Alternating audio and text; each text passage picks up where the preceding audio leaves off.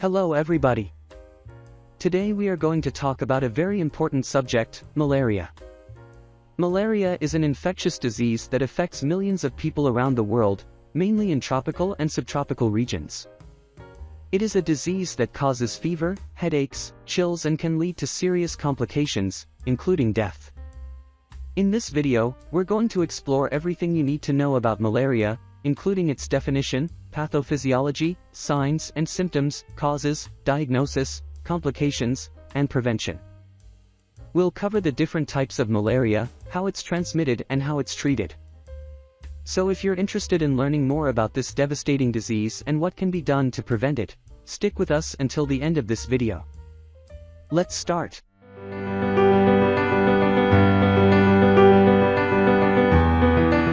Malaria is an infectious disease caused by parasites of the genus Plasmodium, transmitted by the bite of infected Anopheles mosquitoes.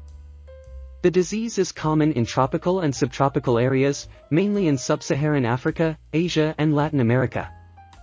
Next, I describe the pathophysiology, signs and symptoms, causes, diagnosis, complications and prevention related to malaria.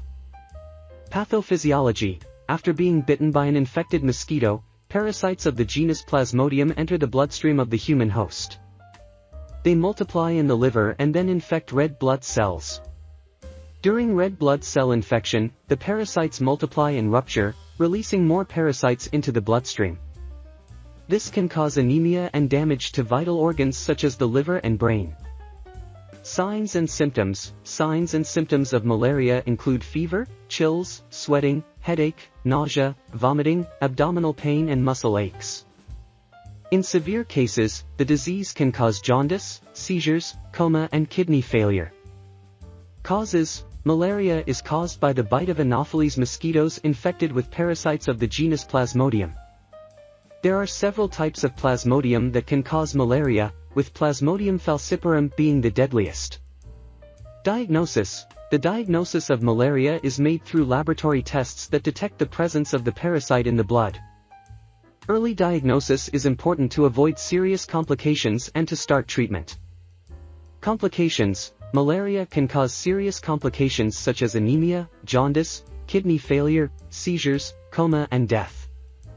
The disease is particularly dangerous for pregnant women and young children.